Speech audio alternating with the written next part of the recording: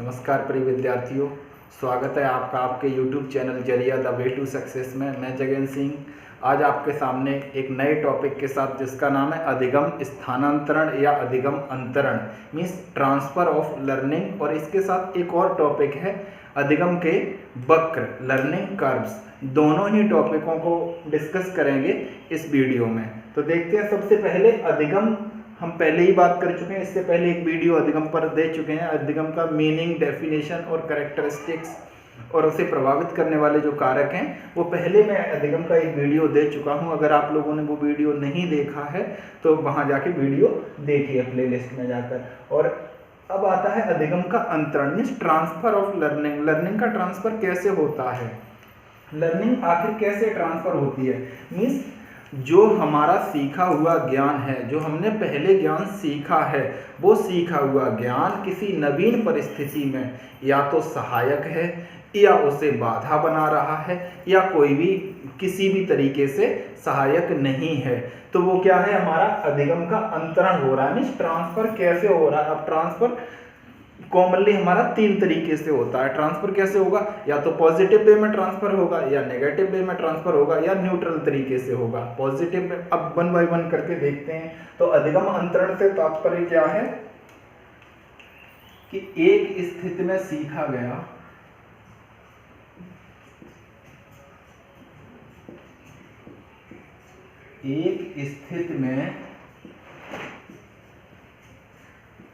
सीखा गया ज्ञान नवीन परिस्थिति में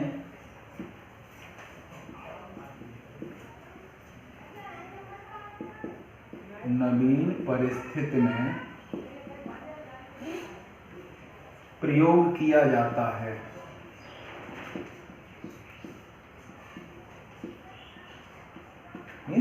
एक स्थिति में सीखा गया ज्ञान नवीन परिस्थिति में प्रयोग किया जाता है। ये हमारा क्या हो गया, अधिगम का अंतरण। इसे अधिगम स्थानांतरण भी कहते हैं। इसे ही हम अधिगम स्थानांतरण कहते हैं। अधिगम स्थानांतरण, इसे ही हम अधिगम स्थानांतरण कहते हैं। अब अधिगम स्थानांतरण जो है तीन तरीके से होता है। पहला क्या है हमारा, पहला अधिगम स्थानांतरण है धनात्मक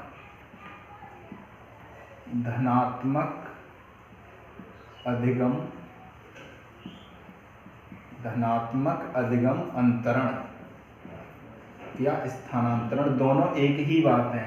इसे पॉजिटिव ट्रांसफर ऑफ लर्निंग। इसमें क्या होता है, धनात्मक अधिगम अंतरण में positive transfer of learning means धनात्मक रूप से अधिगम का अंतरण हो रहा है। धनात्मक रूप से हो रहा है कि जो हमने किसी पुरानी परिस्थिति में सीखा हुआ ज्ञान है वो नई परिस्थिति में जब हम कोई नई चीज सीख रहे हैं तो वो पुराना वाला ज्ञान नई चीज को सीखने में हमारी हेल्प कर रहा है। जब हेल्प करेगा तो ये क्या हमारा होगा, पॉजिटिव। इसमें हमेशा क्या करेगा, हेल्प करेगा, सहायक होगा। क्या सहायक होगा, पुराना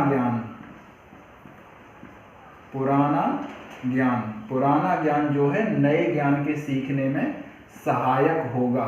तो वो क्या होगा, हमारा धनात्मक अधिगम अंतरण। कैसे सहायक होगा, जैसे आपने बचपन में क्या किया था कि सबसे पहले आपको बचपन में क्या सिखाया गया, गिनती के बाद आपको पहाड़े सिखाए गए। पहाड़े जब आपको सिखाए गए तब जब आपने पहाड़े सीखने के बाद, टेबल लर्न करने के बाद आपने क्या किया, भाग और गुणा की जो विधियां करनी शुरू की।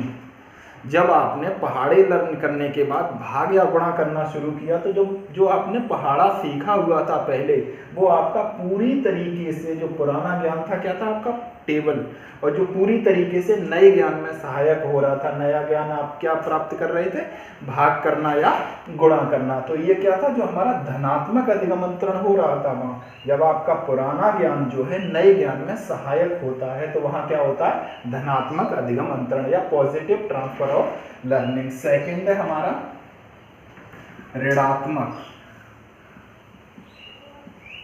ऋणात्मक अधिगम अंतरण। ऋणात्मक अधिगम अंतरण, इसे हम नेगेटिव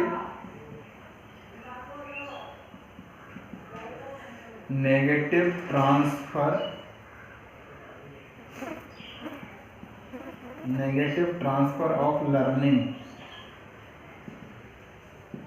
इसमें क्या होता है कि जब पुराना ज्ञान, जो आपका पुराना सीखा हुआ ज्ञान है, वो पुराना सीखा हुआ ज्ञान नए ज्ञान को प्राप्त करने में बाधा उत्पन्न करता है। क्या करता है? बाधा उत्पन्न करता है। कौन बाधा उत्पन्न करेगा? पुराना ज्ञान। कैसे बाधा उत्पन्न करेगा? जो पुराना ज्ञान है वो इसमें बाधा उत्पन्न करेगा, इसीलिए नेगेटिव ट्रांसफर ऑफ लर्निंग कहा गया है। अब बाधा कैसे उत्पन्न करेगा? जैसे आपने क्या किया कि एक बहुत एग्जांपल दिया जाता है कि अपने यहाँ जो ड्राइविंग सीट होती है कार में, वो ड्राइविंग सीट राइट हैंड पर होती है, लेकिन जो वेस्टर्न कंट्री हैं जैसे अमेरिका वगैरह हैं, उनमें जो ड्राइविंग सीट होती है वो क्या होती है? लेफ्ट हैंड साइड की तरफ होती है। तो वो क्या होगा कि जब वहाँ का कोई व्यक्ति या वहाँ का ड्राइवर, जो वेस्टर्न कंट्री का ड्राइवर है, जब अपने यहाँ ड्राइविंग करेगा तो उसे क्या होगी? बाधा उत्पन्न होगी ड्राइव करने में। या जब यहाँ का इंडिया का कोई व्यक्ति जब वहाँ ड्राइविंग करने जाएगा तो उसे बाधा उत्पन्न होगी। और कैसे होता है? और क्या एग्जाम्पल हो सकता है इसका? जैसे एक और एग्जाम्पल देखिए कि जब आप बचपन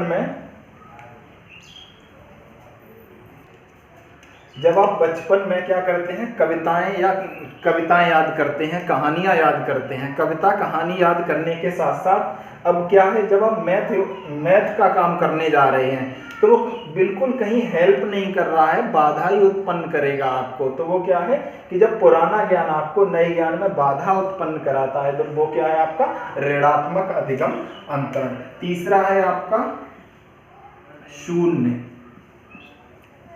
शून्य अधिगम अंतरण, means zero transfer of learning.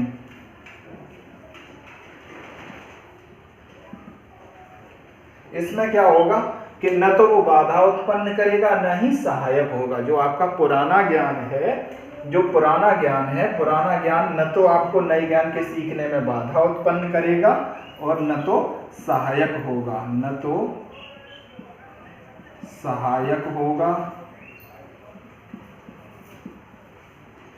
न ही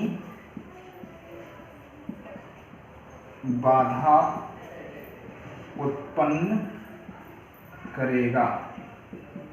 कैसे? इसका एग्जाम्पल देखिए। जब आप क्या करते हैं कि जब आप रहीम दास जी का कोई दोहा याद करते हैं तो रहीम दास जी का दोहा आपने याद कर लिया, लेकिन अब जब आप सूरदास जी के पद या मीराबाई के पद याद करेंगे तो वो जो कबीर दास जी का या रहीम दास जी का दोहा आपने पहले याद किया हुआ है, वो कहीं भी आपको न तो रोकेगा, मीन्स न तो आपके अधिगम में बैरियर बनेगा और न ही आपके अधिगम में सहायक होगा। तो क्या होगा? वो शून्य अधिगम अंतरण हो रहा है वहां पर। तो ये क्या था? 3 तरीके के अधिगम अंतरण है, मीन्स 3 तरीके से ट्रांसफर हो रहा है। पहला पॉजिटिव, दूसरा नेगेटिव और तीसरा हमारा जीरो अधिगम अंतरण। अब एक और टॉपिक है, इसी में आता है आपका लर्निंग कर्व, अधिगम के वक्र। बहुत पूछा जाता है आपसे UP TET, C TET, KBS में। लर्निंग कर्व, अधिगम के वक्र जिन्हें बोलते हैं कि अधिगम के वक्र क्या होते हैं। ये वक्र क्या है? ग्राफ जिस तरीके से होते हैं, जैसे आपने सभी ने ग्राफ पढ़े हुए हैं, तो ग्राफ क्या है कि अधिगम की गतियां बताई गई हैं कि अधिगम किन किन रेट में होता है, किस किस दर से अधिगम होता है, वो दर प्रदर्शित की जाती है ग्राफ के माध्यम से। तो पहला क्या माना जाता है? पहला है सरल रेखीय वक्र। सरल रेखीय वक्र। अब सरल रेखीय वक्र में अधिगम की जो गति होती है वो कैसी होती है, या ग्राफ कैसे बनेगा अधिगम का? देखिए यहां पर ये, इसे हम डिनोट करते हैं समय से। ये क्या है हमारा? समय, और ये है अधिगम। ये हमारा समय है और ये हमारा अधिगम। सरल रेखीय वक्र में सीधी सी एक लाइन है कि सरल रेखीय वक्र में अधिगम की दर एक समान होती है। थोड़ा सा टेढ़ा हो रहा है, सीधी एक समान दर होती है। अधिगम की दर कैसी होगी? एक समान गति से अधिगम ऊपर की ओर बढ़ता जाएगा। तो कैसी होती है सरल रेखीय वक्र में जो अधिगम की दर होती है? अधिगम की दर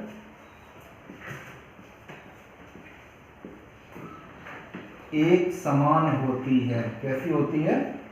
एक समान होती है। मीन्स न तो वो कहीं कम हो रही है न कहीं ज्यादा हो रही है। जो अधिगम की दर होगी वो एक समान गति से चलती जाएगी, सीधी चलती जाएगी। दूसरा है आपका उन्नतोदर वक्र, इसे कॉन्वेक्स कर्व भी कहते हैं। उन्नतोदर वक्र, इसे हम कहते हैं कॉन्वेक्स कर्व। कॉन्वेक्स कर्व का ग्राफ कैसा होता है? देखिए, उन्नतोदर, उन्नत कैसा होता है? ऊपर जाएंगे उन्नत, बस बना दीजिए आप। उन्नतोदर वक्र कैसा होता है?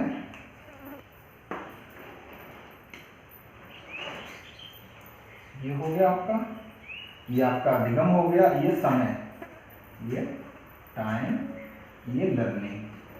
ठीक है। अब कैसा हो रहा है? उन्नतोदर वक्र आपका उन्नत, बस इस तरीके से बन जाएगा उन्नतोदर वक्र। उन्नतोदर वक्र से तात्पर्य यह है कि प्रारंभ में सीखने की जो गति होती है, प्रारंभ में सीखने की गति कैसी होती है आपकी? तीव्र, फिर मंद हो जाती है। देखिए, यहां से प्रारंभ में सीखने की जो गति है यहां तक तीव्र है, यहां तक ये गति तीव्र है सीखने की, सीधी यहां तक ये सीखने की गति आई। अब ये गति धीरे धीरे कम होती जा रही है। यहां से ये गति यहां तक तो तेज आई है, ये गति यहां तक तेज आई, यहां से ये कम होती गई है। तो क्या है? प्रारंभ में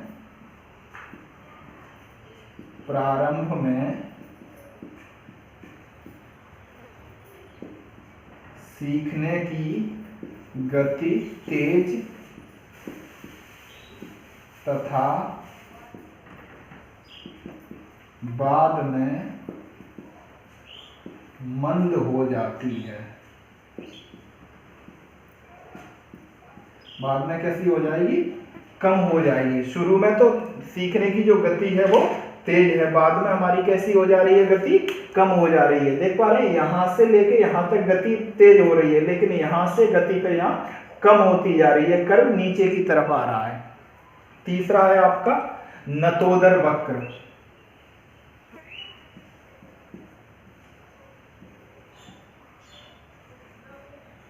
नतोदर वक्र को हम कॉनकेव बोलते हैं, कॉनकेव कर्व। इसका ग्राफ कैसे बनेगा? इसका ग्राफ भी ये आपका लर्निंग हो गया और ये आपका टाइम हो गया। ठीक है। इसका ग्राफ, इसकी गति कैसी होती है? प्रारंभ में सीखने की गति कम, प्रारंभ में सीखने की गति कम और बाद में तीव्र होती जाती है। नतोदर वक्र, नत के इसमें उन्नत मीन्स पहले बढ़ा फिर दर, उन्नत होने के बाद इसकी दर कैसी हो गई? कम हो गई। उन्नतोदर वक्र में कैसी होगी? उन्नत होने के बाद जो गति है धीमी हो गई, लेकिन नतोदर में पहले कम होके गया, पहले नभ के गया, कहते हैं नभ के या नीचा होके चला, पहले नीचा होके चला फिर ये ऊपर बढ़ा। तो ये क्या है? यहाँ तक आप देख पा रहे हैं, यहाँ से लेके यहाँ तक इसकी गति एकदम बहुत कम थी और यहाँ से फिर धीमे धीमे धीमे धीमे ये गति एकदम तेज हुई है। तो क्या है? प्रारंभ में सीखने की गति, प्रारंभ में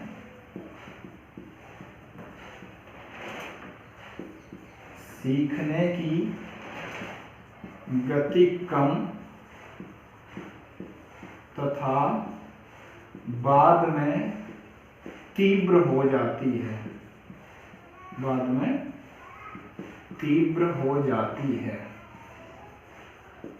ठीक है, इसे एक तरीके से और याद कर सकते हैं, कौन केव, केव क्या होती है, केव मीन्स गुफा होती है, कौन केव, केव मीन्स गुफा, और गुफा का मुंह शुरू में कैसा होता है, कम होता है, शुरू में कैसा होता है, कम हो, बाद में गुफा का मुंह बढ़ता जाएगा। तो ये क्या है कि मीन्स शुरू में कम होगी, बाद में बढ़ती जाएगी, शुरू में कम होगी और बाद में ये बढ़ती जाएगी। तो इस तरीके से भी याद रख सकते हैं इसे। एक और टाइप है इसमें, इसे हटा दूं,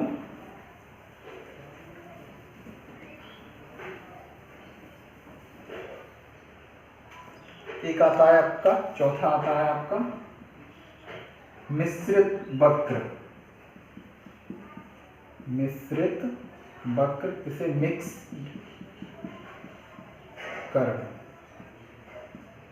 मिश्रित वक्र बोलते हैं, मिक्स्ड कर्व। ये क्या होता है कि उन्नतोदर और नतोदर, कॉनकेव, कॉन्वेक्स और कॉनकेव, उन्नतोदर और नतोदर दोनों का मिक्स होता है। इन दोनों का मिक्स क्या होता है, इन दोनों का ये मिक्सचर है।